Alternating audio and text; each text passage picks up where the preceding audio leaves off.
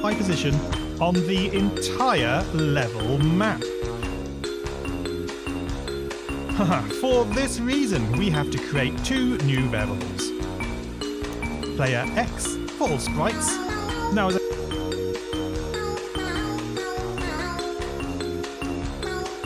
a helpful hint, you might notice that I always use fully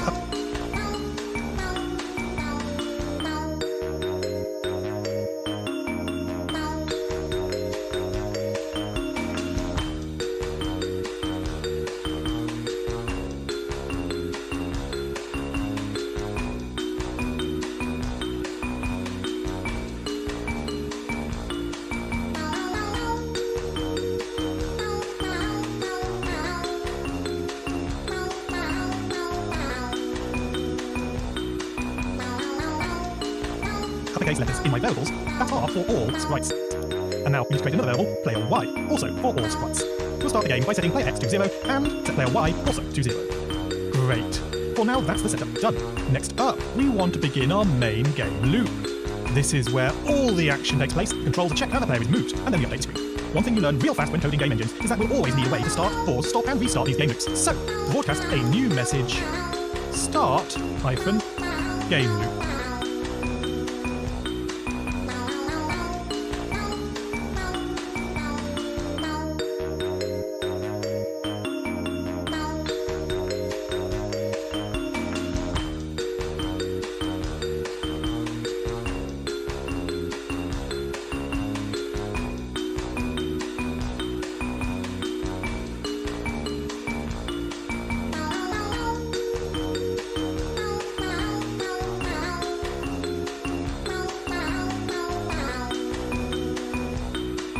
It's nice when the event name is pretty self-explanatory.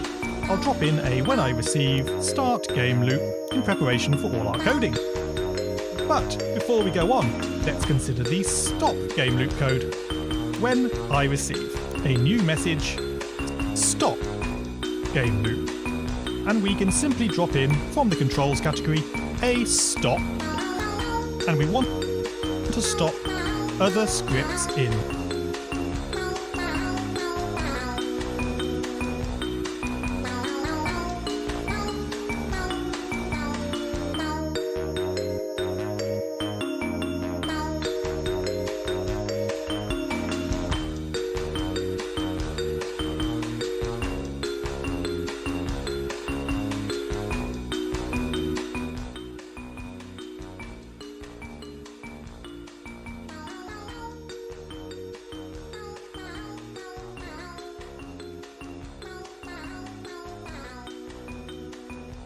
Sprite. If ever we broadcast stop game loop, we can be sure this will do the job. Cool, so let's build the main game loop. Bring in a forever block. The only thing that will stop this loop is that stop game loop event. Now we are going to use the same broadcast system we've used in many of my other tutorials here. The first broadcast is a new message of tick.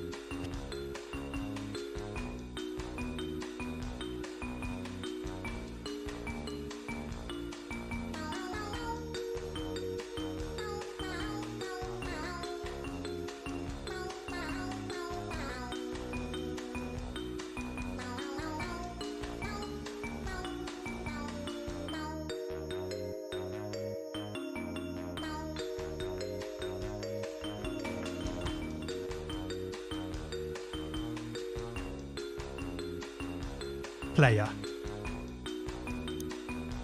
And the second is for paint player.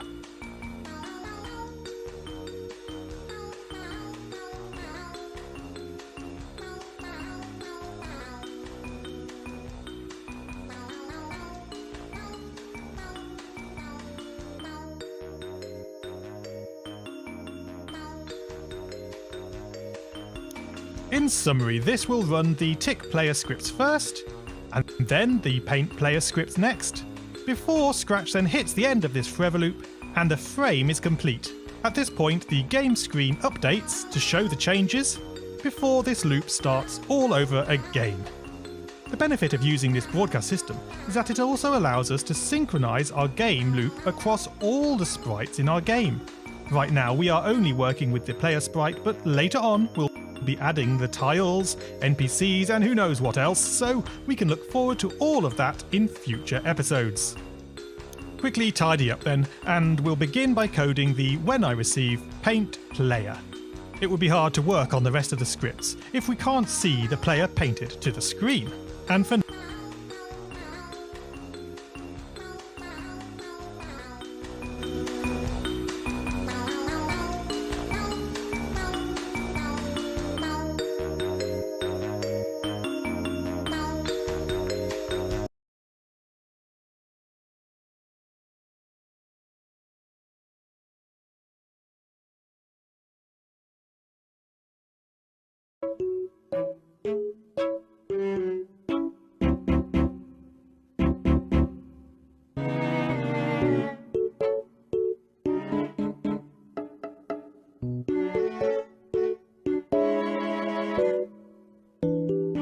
until we actually have a scrolling level, we'll use a motion set X position to, and the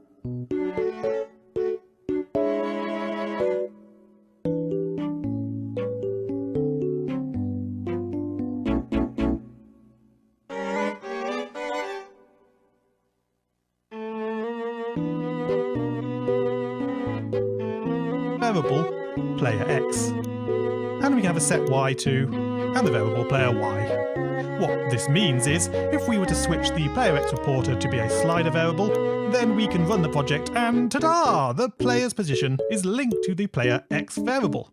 This shows that the game loop is working perfectly. We can do the same with the player Y to check that it's working too. That's great!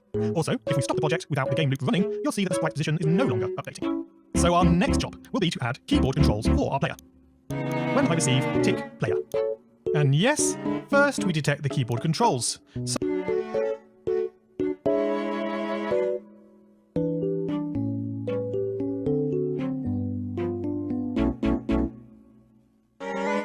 make a new custom block to keep our scripts tidy. Name it player controls and tick to run without screen refresh.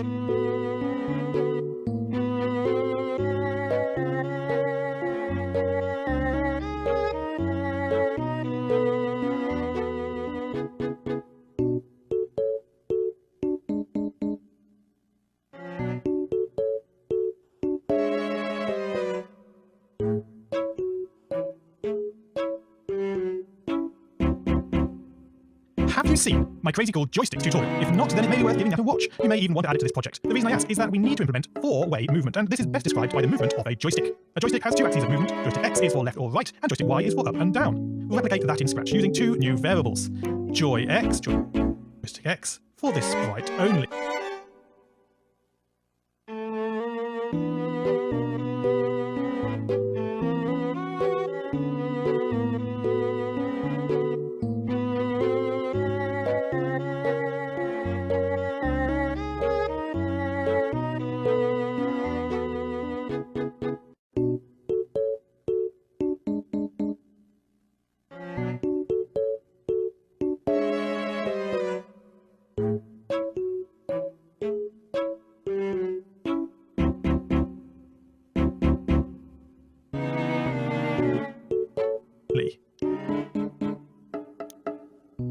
And Joy Y, also for this sprite only. For starters, let's set Joy X to, from the sensing category, key crest. We need to look for the right arrow key. If you run the project here, you'll find that the Joy X variable now toggles to true.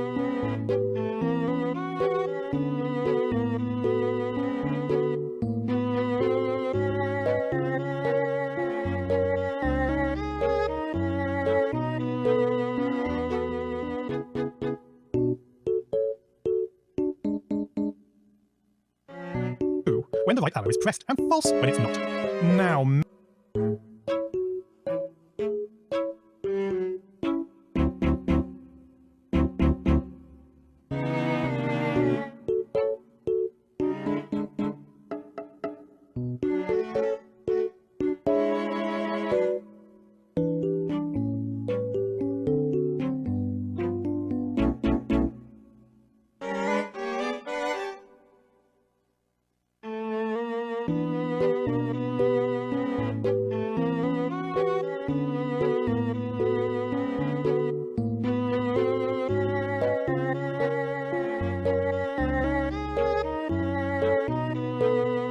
many times players will want to support the WASD keys, W-A-S-D, as well as the arrow keys.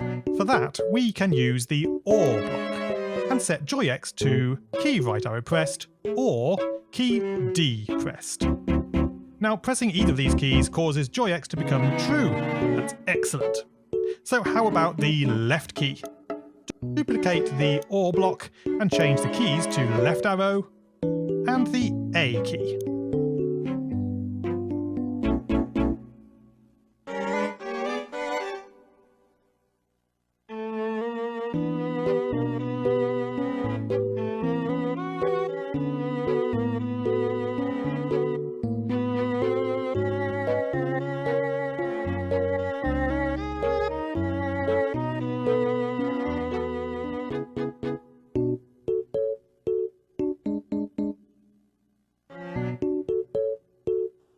And here comes the fun bit. We change JoyX by 0 subtract the left or A key presses. The interesting thing about these true and false key presses, or in fact any true or false values, is that as soon as you use them in calculation,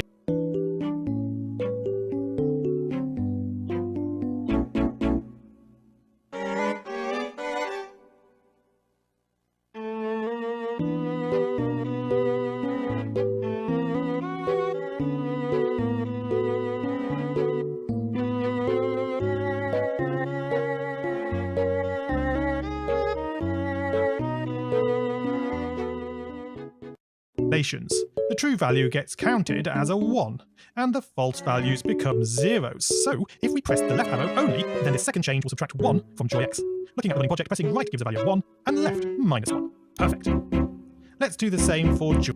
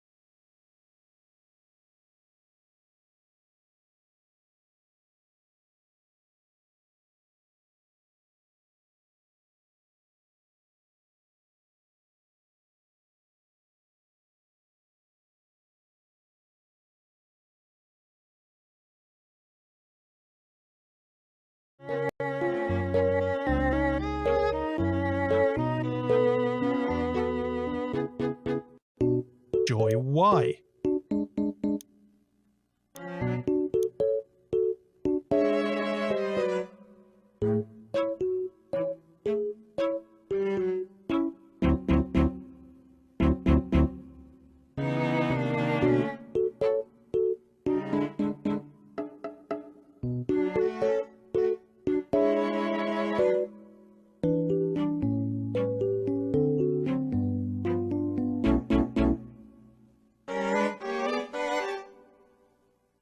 Set Joy Y to the key up arrow or the W key.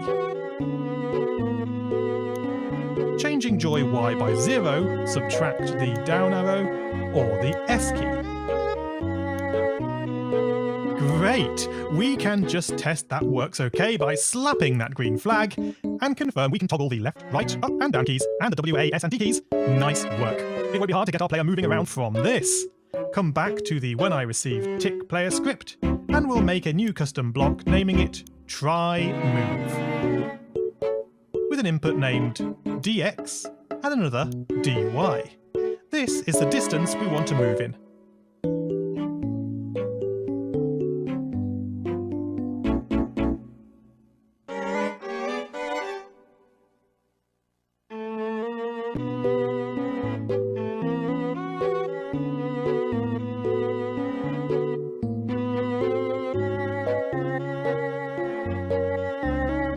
Tick to run without screen refresh. So we'll make use of this new block right away, right after.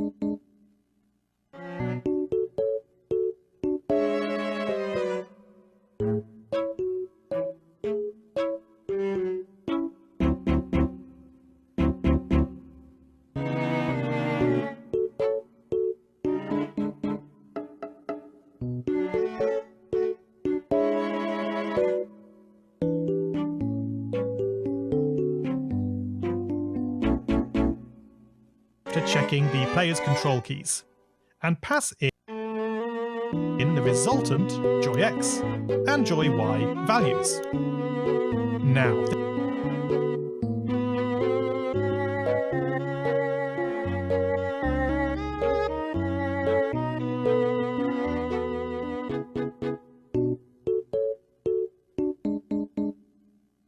this define try move script.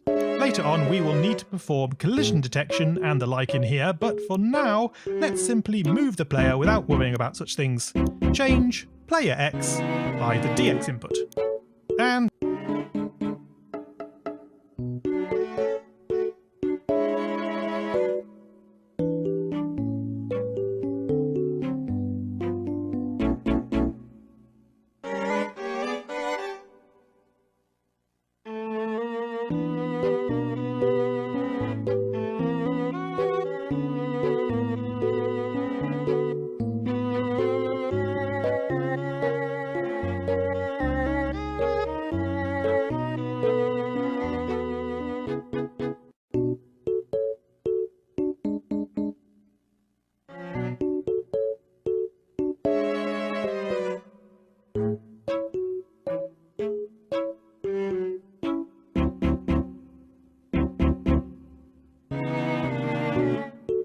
of course change player Y by the DY input.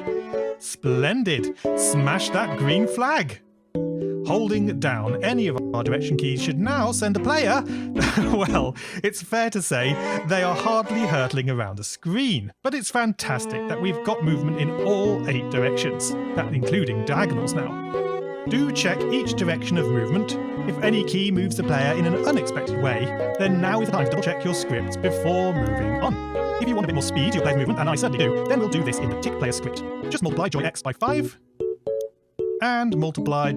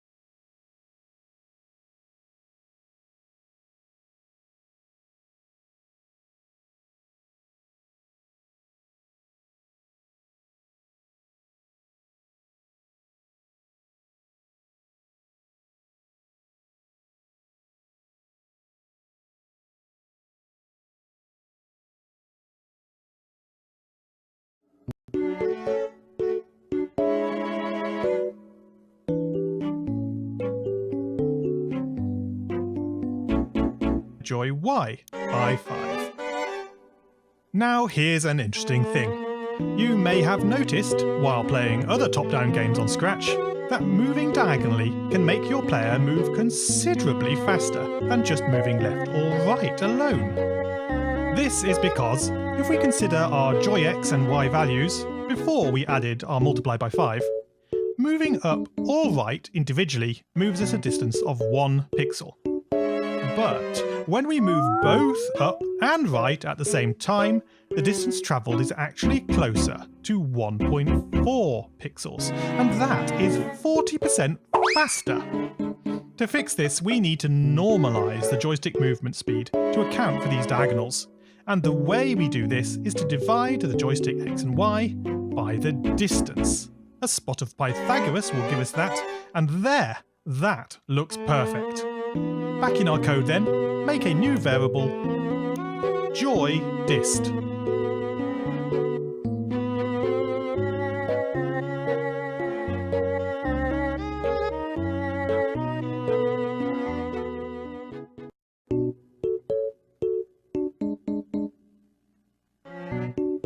For distance, and for this sprite only. Then set joy dist to the square root of, and bring in a sum operator,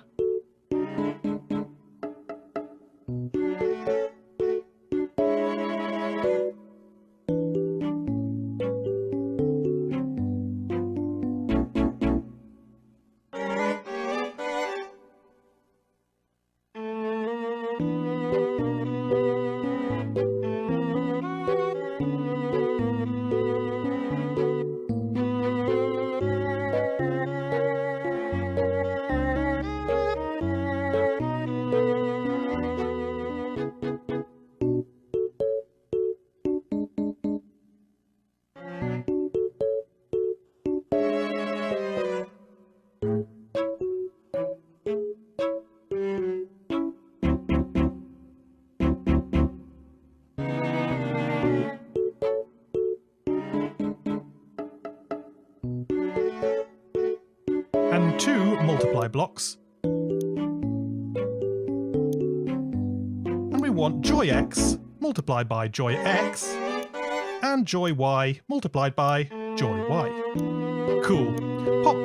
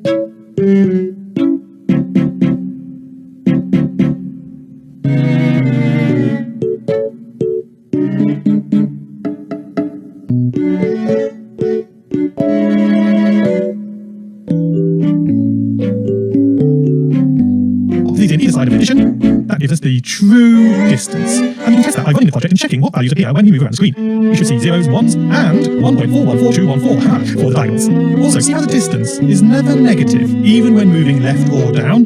That's quite useful, actually. So come back to when I receive tick player script. Bring in an if-else around the try move. There's no point now trying to move the player if no key has been pressed. And now we can easily check for this when joy distance is greater than 0.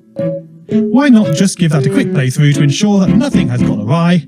And yes, I can still move around just fine. Okay, so next up, we are going to be dividing the joystick movement by this distance. The great thing about normalizing is that whenever